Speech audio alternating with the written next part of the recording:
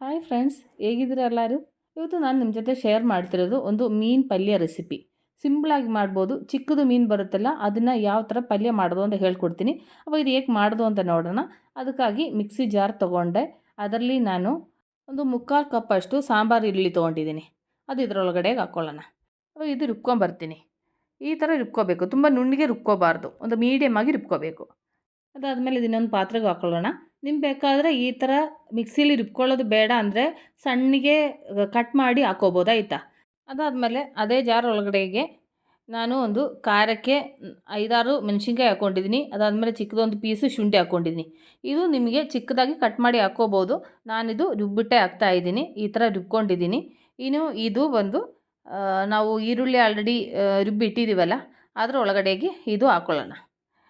ನಾನು ಯಾಕೆ ಇದು ರುಬ್ಬಿಟ್ಟು ಹಾಕಿರೋದು ಅಂದರೆ ನಮ್ಮ ಮಕ್ಕಳಿಗೆ ಅದು ಹಸಿಮೆಣ್ಸಿಗೆ ಹಂಗೆ ಸಿಕ್ಕಿದ್ರೆ ಮತ್ತು ಅವರು ತಿನ್ನಲ್ಲ, ಅದಕ್ಕೆ ನಾನು ಆ ಥರ ಮಾಡಿರೋದು, ಆಯಿತಾ.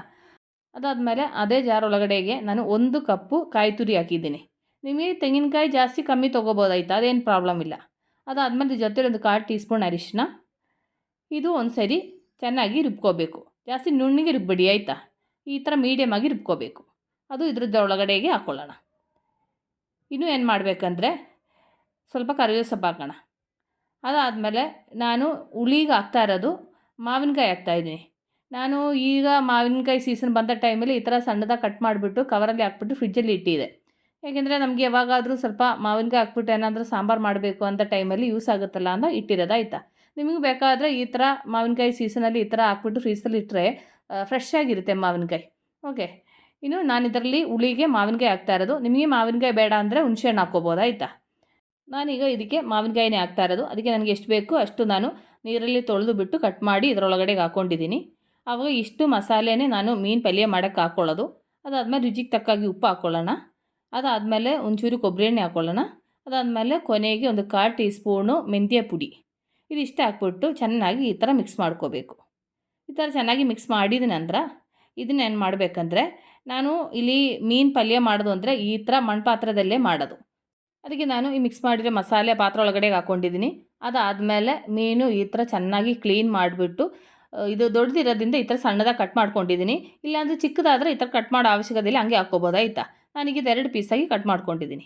ಅದಾದಮೇಲೆ ನಾನು ಮಸಾಲೆ ಮಿಕ್ಸ್ ಮಾಡಿರೋ ಪಾತ್ರೆ ಒಂಚೂರು ನೀರು ಹಾಕ್ಬಿಟ್ಟು ತೊಳೆದು ಅದು ಒಳಗಡೆಗೆ ಹಾಕ್ಕೊಳ್ಳೋಣ. ಅದಾದಮೇಲೆ ಮಿಕ್ಸಿ ಜಾರು ತೊಳ್ಕೊಂಡು ಒಂಚೂರು ನೀರು ಹಾಕ್ಕೊಂಡಿದ್ದೀನಿ. ಈ ಪಲ್ಯಗೆ ಏನಂದರೆ ಜಾಸ್ತಿ ನೀರು ಹಾಕ್ಕೋಬಾರ್ದು. ಜಾಸ್ತಿ ನೀರು ಥರ ಇದ್ದರೆ ಪಲ್ಯ ಚೆನ್ನಾಗಿರಲ್ಲ. ಅದಕ್ಕೆ ಈ ಥರನೇ ನೀರು ಹಾಕ್ಕೋಬೇಕು, ಆಯಿತಾ. ಇದಕ್ಕಿಂತ ಜಾಸ್ತಿ ನೀರು ಹಾಕಬಾರ್ದು. ಯಾಕೆಂದರೆ ನಾವು ಇದರಲ್ಲಿ ಸಾಂಬಾರು ಈರುಳ್ಳಿ ತೆಂಗಿನಕಾಯಿ ಎಲ್ಲ ಹಾಕ್ಕೊಂಡಿದ್ದೀನಲ್ಲ, ಯಾಕೆಂದರೆ ಅದರಲ್ಲಿ ಎಲ್ಲ ನೀರಿನ ಅಂಶ ಇದೆ. ಅದರಿಂದ ಜಾಸ್ತಿ ನೀರು ಹಾಕೋ ಅವಶ್ಯಕತೆ ಇಲ್ಲ. ಇಷ್ಟೇ ನೀರು ಹಾಕಿದರೆ ಸಾಕು. ಅದಾದಮೇಲೆ ಕೊನೆಗೆ ಒಂದು ಚೂರು ನೀರು ಕೈಯಲ್ಲಿ ಹಂಗೆ ತೊಳೆದು ಬಿಟ್ಟು ಹಾಕ್ಕೊಳ್ಳೋಣ. ಜಾಸ್ತಿ ನೀರು ಬೇಡ, ಈ ಒಂದು ಅಳತೆನಲ್ಲೇ ನೀರು ಹಾಕ್ಕೋಬೇಕಾಯ್ತಾ. ಆವಾಗ ಇಷ್ಟೇ ನೀರು ಹಾಕಬೇಕು. ಯಾಕೆಂದರೆ ಜಾಸ್ತಿ ನೀರು ಹಾಕ್ಬಿಟ್ರೆ ಪಲ್ಯ ಒಂಥರ ನೀರು ಥರ ಆಗ್ಬಿಡ್ತದೆ. ಪಲ್ಯ ಅಂದರೆ ನೀರು ಚೆನ್ನಾಗಿ ಡ್ರೈ ಆಗಬೇಕು. ಅವಾಗ ನಾನು ಇಷ್ಟು ನೀರೇ ಇದು ಬೇಯಕ್ಕೆ ಹಾಕೋದು. ಇನ್ನು ನಮಗಿದು ಸ್ಟವ್ ಮೇಲೆ ಇಟ್ಬಿಟ್ಟು ಇದು ಚೆನ್ನಾಗಿ ಬೇಯಿಸ್ಕೋಬೇಕು. ಅವಾಗ ನಾನು ಸ್ಟವ್ ಮೇಲೆ ಇಟ್ಟಿದ್ದೀನಿ. ಈಗ ನಮಗೆ ಮೀನಿಗೆ ಬೇಕಾಗಿರೋ ಎಲ್ಲ ಮಸಾಲೆನೂ ಹಾಕಿನೇ ಇಟ್ಟಿರೋದು. ಸೊ ಅದರಿಂದ ಇನ್ನು ಮತ್ತೆ ಏನು ಮಸಾಲೆ ಹಾಕೋ ಅವಶ್ಯಕತೆ ಇಲ್ಲ. ಇನ್ನು ನಮಗೆ ಒಂದು ಮೀಡಿಯಮ್ ಫ್ಲೇಮಲ್ಲಿ ಇಟ್ಬಿಟ್ಟು ಇದು ಚೆನ್ನಾಗಿ ಬೇಯಿಸ್ಕೋಬೇಕು. ಅವಾಗ ಇದು ಇಲ್ಲಿ ಇದ್ದು ಚೆನ್ನಾಗಿ ಬೇಯಲಿ. ನಮ್ಮದು ಪಲ್ಯ ರೆಡಿಯಾಗಿದೆ ಅಂತ ನೋಡೋಣ. ನೋಡಿ, ನಮ್ಮದು ಮೀನು ಪಲ್ಯ ರೆಡಿಯಾಗಿದೆ. ನಾನೊಂದು 2 ಸರಿ ಮಿಕ್ಸ್ ಮಾಡಿದೆ. ಫುಲ್ಲು ಡ್ರೈ ಆಗಿದೆ ನೋಡಿ. ಈಗ ನೀವು ಒಂದು ಸರಿ ಉಪ್ಪು ನೋಡ್ಕೊಳ್ಳಿ. ಉಪ್ಪು ಕಮ್ಮಿ ಇದೆ ಅಂದರೆ ಹಾಕ್ಕೋಬೇಕಾಯ್ತಾ. ನಾನು ಉಪ್ಪುದು ಟೇಸ್ಟ್ ನೋಡಿಕೊಂಡೆ, ನನಗೆ ಕರೆಕ್ಟಾಗಿದೆ. ಉಪ್ಪು ಹುಳಿ ಎಲ್ಲ ಕರೆಕ್ಟಾಗಿದೆ. ಅವಾಗ ನಂದು ಮೀನು ಪಲ್ಯ ರೆಡಿಯಾಗಿದೆ ನೋಡಿ. ಒಂದು ಚೂರು ನೀರಿನ ಅಂಶ ಇಲ್ಲ, ಚೆನ್ನಾಗಿ ಡ್ರೈ ಆಗಿದೆ.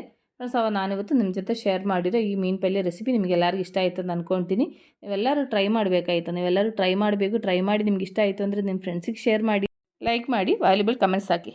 ನಾಳೆ ನಾವು ರುಚಿಕರವಾದ ಹೊಸ ವೀಡಿಯೋ ಆಗಿ ಹೊಸ ರೆಸಿಪಿಯಾಗಿ ಸಿಗೋ ತನಕ ಟೇಕ್ ಕೇರ್, ಬಾಯ್.